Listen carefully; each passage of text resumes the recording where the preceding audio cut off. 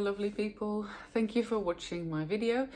My name is Roel. I'm a health and nutrition coach and diabetes practitioner near Manchester in the UK, and I post these videos to help to motivate you to be as healthy as you can be, which is not always easy, and that is what I want to talk about today.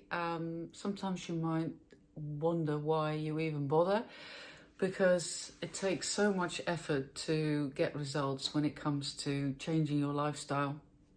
And then it doesn't take much at all to undo all that good work, and then you feel deflated, disheartened, and unmotivated to try again. So today I want to talk about how it can be useful to ask yourself whether there is a point in bothering, and not to say that you shouldn't do it, that you shouldn't try to be healthy, but the exercise of going through asking yourself what's in it for me, what will happen if I don't do it, can help to motivate you, but it can also help you to make choices about what's non-negotiable for you, for your happiness, for your mental health, and what can you actually do without a lot of hardship. And in that way, you can create that kind of lifestyle that is giving you the results that you want to see, but doesn't feel like punishment or hardship. And then you are more likely to be successful. So first thing to do is to analyze what's in it for you. So I suggest you get a piece of paper and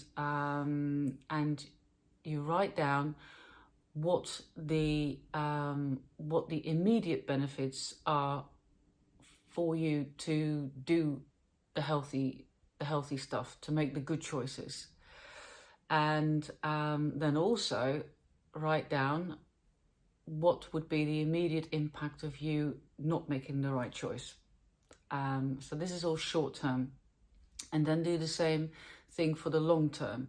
So then ask yourself, okay, in a year's time, if I still keep on doing this, what benefits, what will be the negative impact of that? Or if I manage to stop doing it, what would be the benefits for me? So that gives you then a really good idea of what's in it for you now, this week, but also in the long run. And that's important to know. Then I would be quite detailed about that. So I would be quite specific about what habits in particular.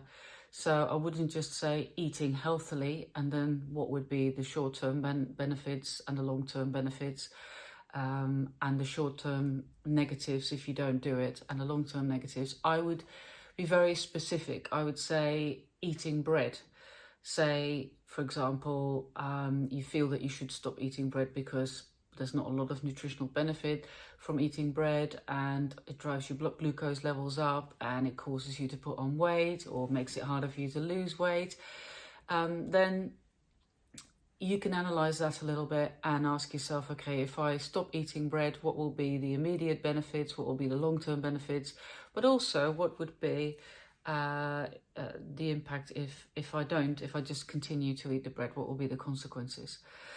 And once you've done that for your lifestyle habits, so you can think about physical activity, you can think about your stress management, you can think about your diet and other habits that have an impact on your health, and then you can make some choices. Then you can you can spot a habit that is not good for your health. The short-term benefits aren't great. The long-term,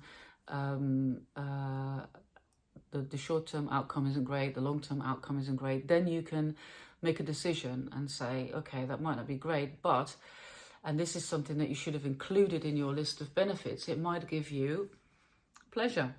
So you could say, well, the bread I can't make a case for my health to eat the bread, but it makes me feel good. It makes me feel happy. It makes me enjoy my life. And that is a benefit. So write it down. That's part of it, part of the analysis. But then you can decide, okay, what weighs heavier here?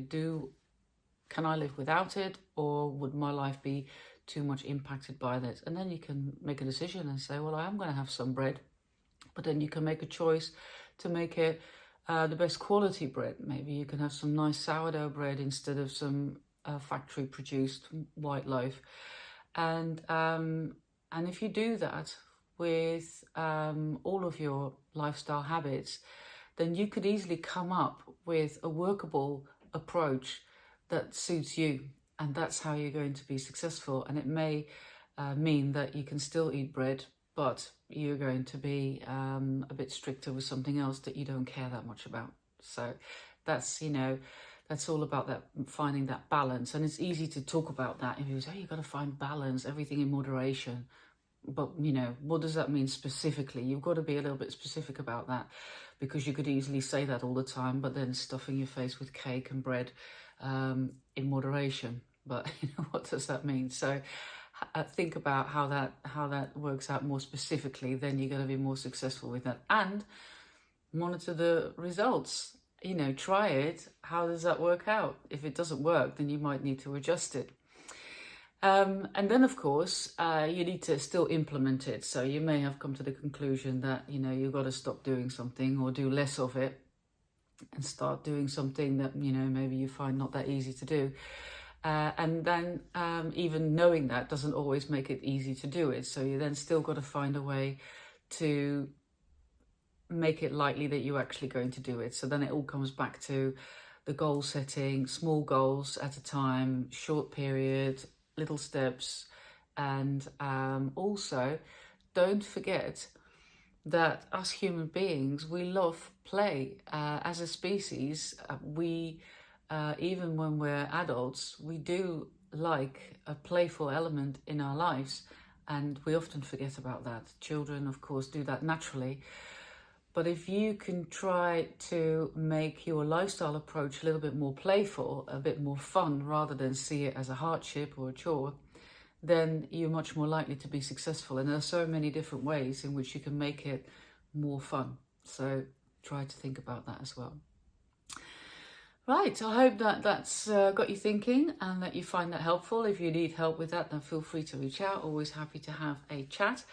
Then from my own experience watching YouTube videos, I always like to see and hear a little bit more about the person who's doing the videos, about their lives. And so I'm going to be a little bit brave and do that myself in case you find that interesting. And I quite like talking about it too. And today, of course, if you're not interested in that, then by all means, leave now. And thank you so much for watching. What I will like to say before you go is that I'm organising a free 1-hour webinar this Thursday, the 22nd, at 8 p.m. UK time, where I am going to talk about how you can prevent type 2 diabetes. And that's not just for people who think they're at a risk of getting diabetes, because that's basically pretty much everyone in the world. So your blood glucose levels are the most important marker for your health, I think. If you can find a way to control that, then you're going to be very successful with every aspect of your health, whether that's weight, whether that's your mental health, your inflammation levels. So feel free to join me. I'll leave the link below. It's free, it's 1 hour. And I will also leave a link if you want to receive my weekly email. It's just a short email where I give a few tips about things I've been reading, things I've been eating. If I have a webinar, if I'm organising a webinar, I will write about it in there. So if you would like that, then I'll leave a link to that below as well. So if you're not interested in any other aspect of me, then goodbye. But if you are, then yeah, I'll tell you a little bit about my week. So last weekend, I went with my younger daughter to a workshop, and it was a 2.5-hour workshop locally here. Part of it was yoga and part of it was animal movement.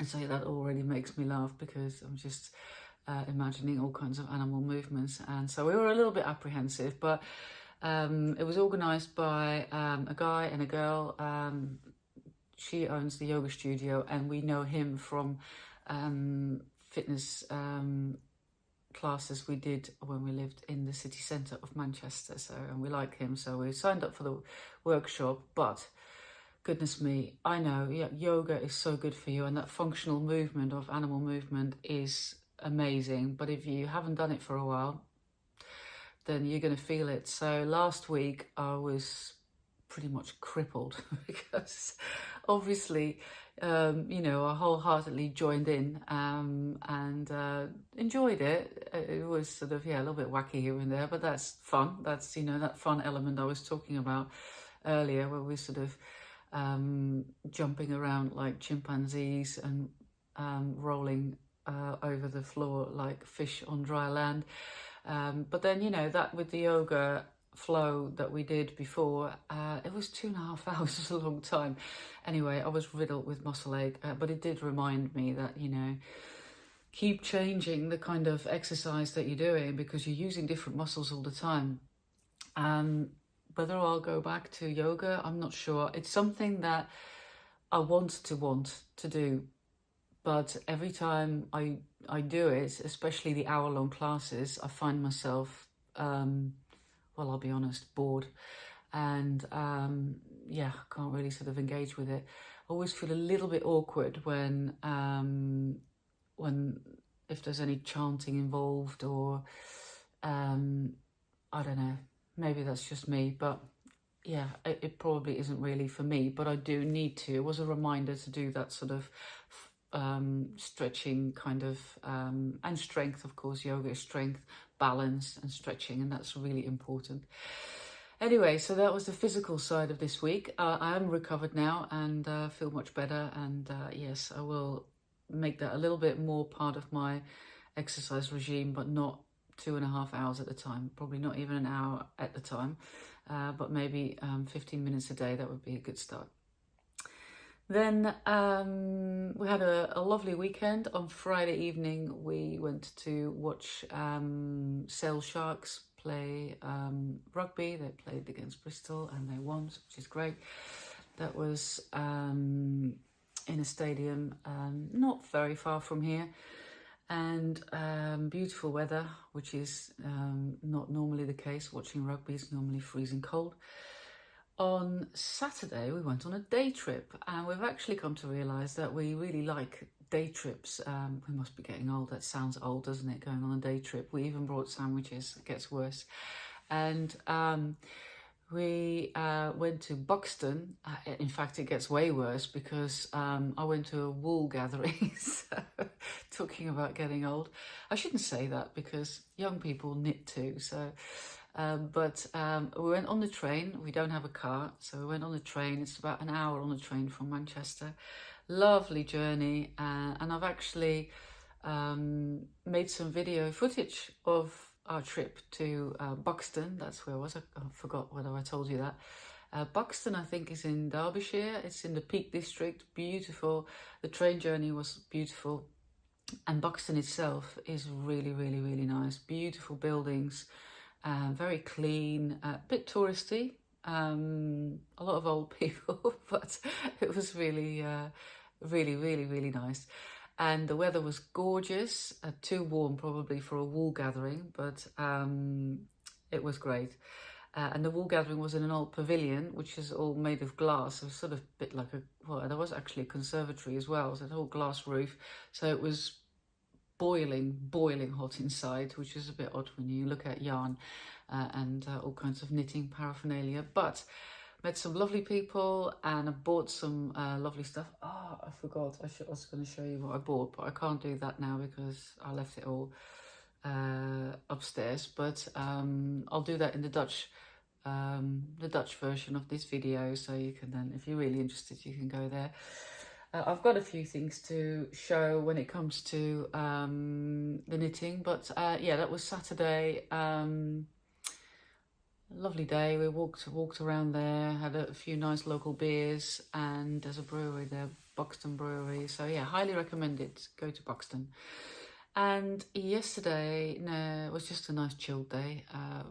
Went to the gym. No, we didn't. We went for a run, not together, because Paul runs much faster than I do. So we each went for a run and did a bit of shopping, cooked some lovely pork Thai mince, and which I had with pak choy, and Paul had it with rice and pak choy. I don't tend to eat rice, and then we just had a lovely day, bit of work in the garden. So yeah, beautiful, lovely weekend. I'll show you a little bit of the knitting I've been doing. I've showed these socks in my Dutch video because I know that some of my Dutch viewers are massive knitting fans, and these are, and this shows how big my feet are, but I am 6 foot tall, so I'm allowed to have big feet. Well, everybody's allowed to have big feet. These are the Andrea Maury DRK socks in fingering weight, and this, can't actually remember the yarn. It is a alpaca yarn, I think from Rico, but it is knit to, purl to, all the way down, and with a what's that heel called again? So with socks you can have different kinds of heels, and this is a fleegling, I can't remember now, but I do like it. It's mother socks, shorties, they're more for the summer. They're made of bamboo, Rico bamboo sock yarn, and they're nice and stripy, and they have a traditional heel, flap and gusset, and they're short, and I've made a double folded over cuff. Then I finally finished the first crochet doll for, it's going to be for my granddaughters, and this is a pattern from Crochet Tree with one T, so Crochet Tree, and they do amazing patterns. They're really, really easy to follow, and you can order kits with them, but I had a lot of yarn anyway, so it's just cotton, crocheting cotton. And now, because I have twin granddaughters, I have to make another one and make the clothes because she's a bit naked at the moment. Very happy with that. It was a bit of a fiddle to put the wire in the arms after I put the stuffing in. So with the next one, I think I'm going to put the wire in first before I put the stuffing in, but we'll live and learn. Then I'm working on a summer top called Silla Sun by Anne Wenzel. So this is all on Ravelry if you are a knitter and interested. And I've made some progress. It started taking shape, and it's just, I'm making this not with a particularly summery yarn. It is actually a tweed, drops tweed, and it's starting to take shape. So this will be a sleeveless Thomas summer top lace work. Happy with that, very soft. That's it. And then I'm wearing the Felix pullover. That's a pattern by Amy Christopherson, and I made this in Drops Air a while ago. So that's all my crafting, what I've been up to this week, and what else can I tell you? What I'm reading, I'm listening to Darren Brown, Happy, on Audible. It's good, useful, but I think he's a bit pompous. Definitely is sort of, not even the way he talks is pompous, but the language he writes in is also quite pompous. But maybe it's just me, not enough to sort of stop me from listening to it or reading it. But if, you know, yeah, maybe if you are interested, then maybe listen to the sample first. And I think that's all I can think of. Like I said, I've made a little video footage of a little trip away, and yeah, don't expect too much. I'm not like a professional video person, so it took me a lot of effort to cobble that together from the clips that I've made, but hopefully I'll get better. And thank you so much for watching, and maybe see you in my next video. And if you like my videos, then please like and subscribe and or comment. Take care. Love you lots. Bye.